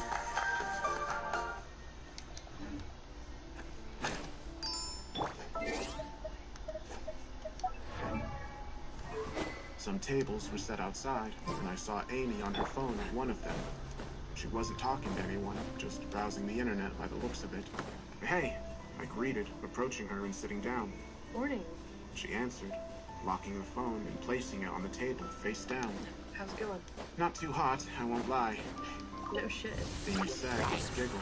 I mean, no offense, but you look like total crap. I let out an awkward laugh as I rubbed the back of my head. Ouch. Offense taken. Yeah, I know. I'm not usually like this. The last couple of weeks were stressful. So, where's Sarah? At home, sleeping. She was awake almost all night, worrying over where you went, so she's tired out. Amy answered with a bit of anger in her voice. Did you tell her we were meeting up? No. You said you didn't want her to know, and I figured we had enough time to talk. Knowing her, she'll be out cold until noon. Okay. Thank you for giving me another chance. Here to help. Amy said, and her frown melted into a shy smile. Sarah's a good friend, so if she worries over you, I worry over you. The conversation veered off after that, but I decided to let it. I needed to distract myself, to think of something else, even if only for a short while. We talked about our personal lives, our jobs and studies and whatnot, but I was careful not to share too many details. The waiter came and took our orders, returning with our food and drinks in what felt like a blink. And then the teacher caught us, and I got suspended for a week. Amy finished telling me about some of her high school misadventures. But you should have seen Claire's face. It was totally worth it. Probably took her a month to clear the shit off her windshield. I bet she didn't mess around with you guys after that, I said with a laugh. You bet she didn't. She avoided us like the plague. Never really had problems with bullies myself. I was friends with the jocks, and they kept me safe. But I did get into trouble when a teacher caught us smoking behind the gym. So you started early, huh? Yeah, I was a stupid teen who wanted to be cool. But I regret it to this day. So quit. Because it's that easy to curb an addiction. I mean, how did I think of that idea myself? It's genius. We laughed it off, and Amy seemed to dig my humor as far as I could tell. She was a bit awkward still, but she was nice overall. I could get used to that, to having her around more often, to be happy, you know? But the worries resurfaced, souring my mood. They reminded me that Sarah was still out there, that I couldn't let my guard down and rest until I took care of things. So I didn't waste any more time and went on the offensive. So, about Sarah. Amy's smile died a fast, pathetic death, and she let out a long sigh. What about her? I wanted to discuss her, to convince you. You can't convince me. Monsters aren't real. No, I have proof this time. Here, I said and pulled out my phone. I fumbled with it for a few seconds, pulling up the recording. Amy watched me with distrust and pity, as if she was facing a madman. Look, I set up the phone to record audio and... There we go again. Amy let out a tired voice. More recordings. No, just listen to it, okay? I mumbled, skipping through it to the end. I set it up, and Sarah turned it off while I was asleep. I played it, and Amy actually listened. She was surprised, but I could see that she wasn't convinced. If anything, that's only more proof that she has mental problems. And no offense, I strongly suspect that you do too. Maybe it runs in your family, and if that's the case, you both need help. No, it's not that she stopped it. That's not the point. I defended. The phone was face down on the table. What reason would she have to suspect that I was recording? She either did because she's done it as well when she faced the mimic, or she is the mimic, and she learned it from her encounter with the real Sarah. Or she's crazy. Amy raised her voice. She has the same delusions that you do. She's just as paranoid as you. She also deleted the text, the conversations I had with Marcus, the detective. I felt like I was on the brink of convincing her, of winning her over, that she only needed the slightest push in the right direction, and I'd have myself an ally. So... She started, but I interrupted her. And what about the body? The one we buried? There wasn't a body. Amy said. I went completely silent at that. I was dumbfounded. You could have heard a pin drop if you were there. Our respective outbursts had guarded us the stares of the other patrons, and I felt their eyes on me. What?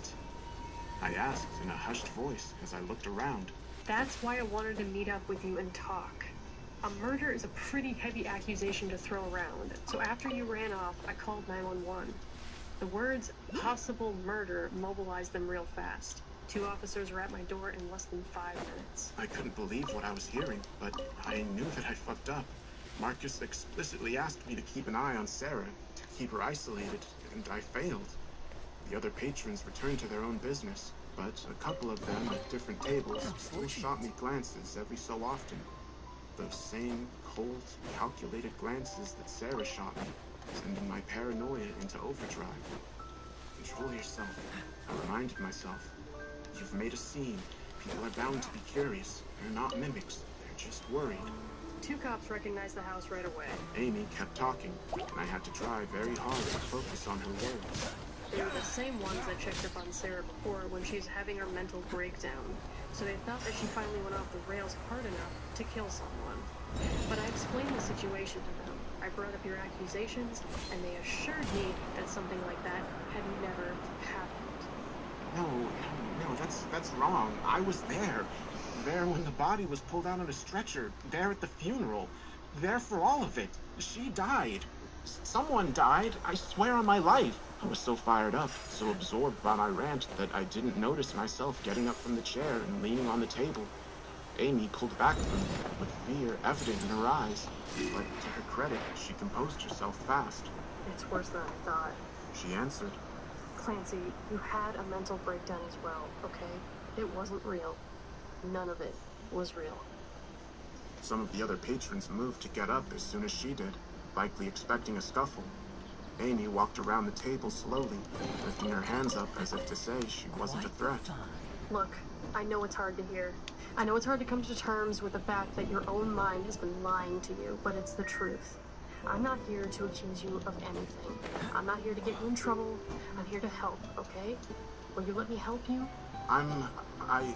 You don't need to call the cops or anything. Just come back with me to Sarah's place. We'll talk it out. We'll give you space and let you calm down. We'll do this on your terms, okay? You'll be in control at all times, and when you feel ready, I'll help you look for professional help. My parents, Dad and Mom, I tried a final tactic. Please, you have to believe me. Sarah is the mimic, and she murdered them. Your parents are away on vacation, Clancy. To the Grand Canyon. No, that's a lie. I told Sarah to keep her away from them. I answered, certain that I finally had them. I told her that they left their phones at home, and lo and behold, I find their phones at home. But they didn't go anywhere. It was a lie.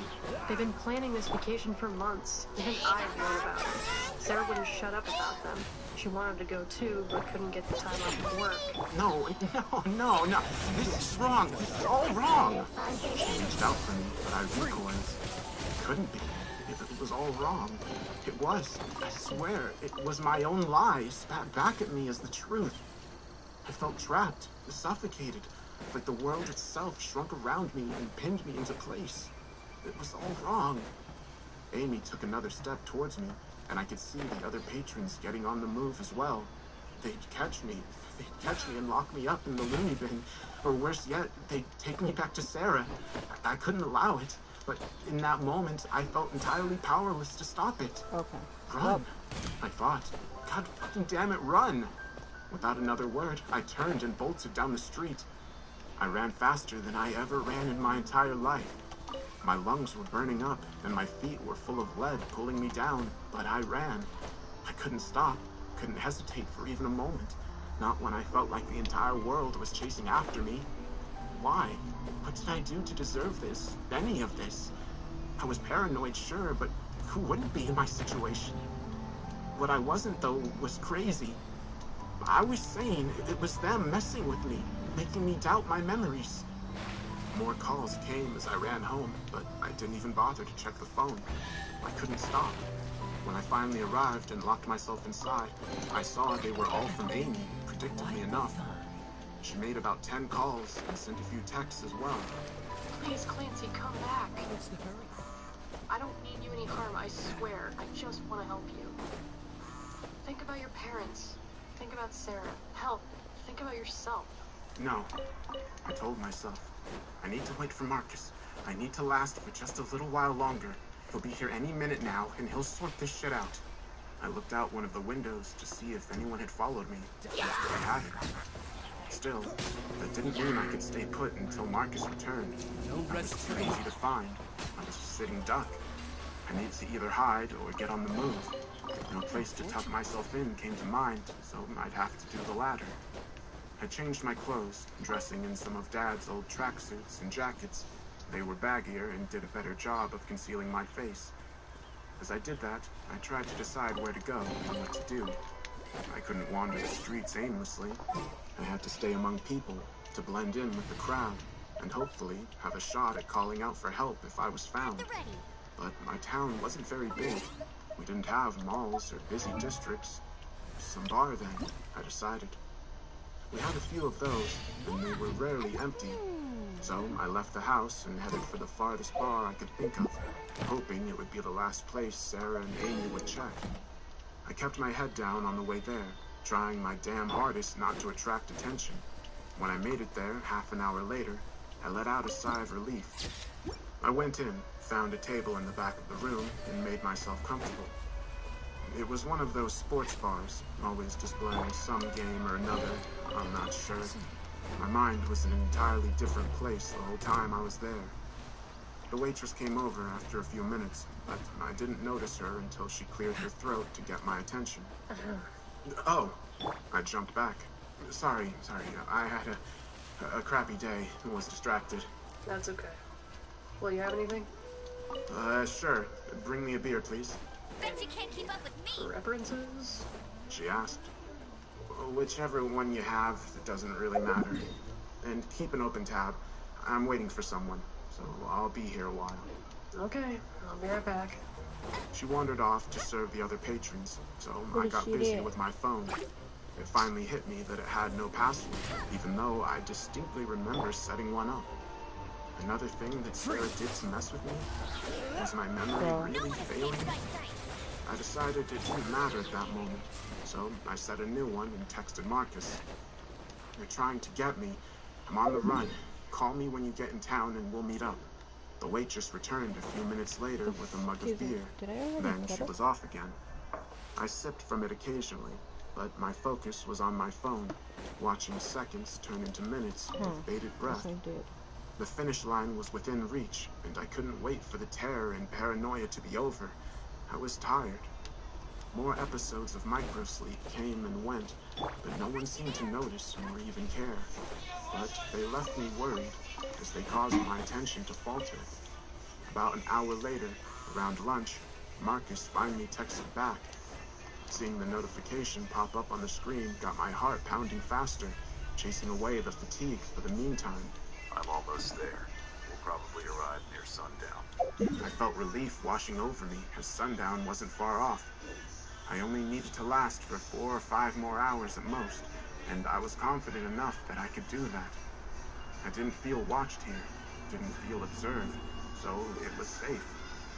All I needed to do was to stay awake, to keep the beers coming, and I wouldn't be kicked out of the bar. So long as I sipped from them slow enough to not get drunk, I'd be fine. Amy tried to contact me again. More calls and texts spread out over the remainder of the day, but I didn't answer. They were mostly the same, variations of, "Where are you?" and "Come back, Sarah's worried."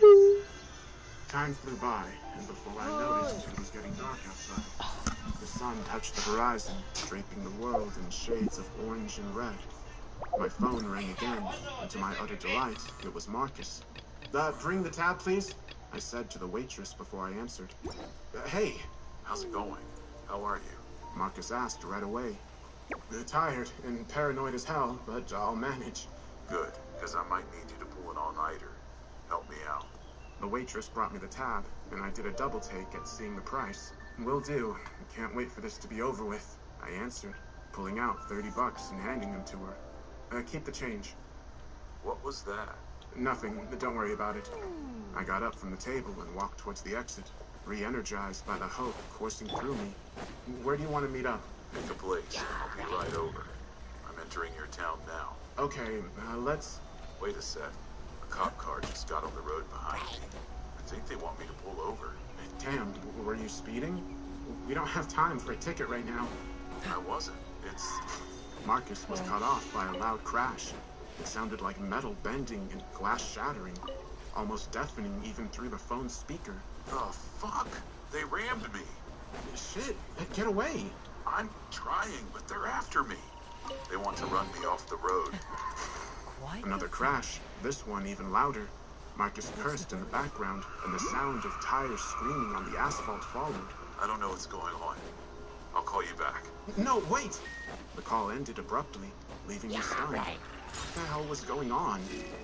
I left the bar, lit up a cigarette, and paced back and forth in the street as stress consumed me. Marcus was so close. He was right fucking here. He wouldn't fail. He couldn't fail. No, he'd get away, and he'd reach me, and it would be fine. Yeah, it'll be fine. He's a goddamn monster hunter. A couple more minutes passed with no sign from him. I finished the cigarette fast, but I lit up another one right away. I needed to distract myself, to keep calm, to not let the paranoia sink in. It couldn't get its teeth into me again. I wouldn't allow it. I refreshed my messages constantly, waiting, feeling my breathing speeding up. The notification came, and with it, another text. Reading it felt like a gut punch. The floodgates broke, and the tide of terror I struggled to keep at bay flooded me. I felt lightheaded and dizzy, shaking on my feet as if the world around me spun out of control. 4 words. 4 goddamn words, and an incomplete text. Run. There's more of them. I tried to call Marcus a few more times after I received his last text, but just as I suspected, he didn't answer. He was either captured or killed, leaving me on my own. The calls still went to voicemail, however, so his phone was still active. Whoever ran him off the road likely took it, and I could use that to my advantage to buy some time. Will do. I'll leave town right away. I'll be walking along the main road in case you can follow me. Hopefully that was a convincing enough red herring, sending them on a wild goose chase that would give me an hour or two to sleep.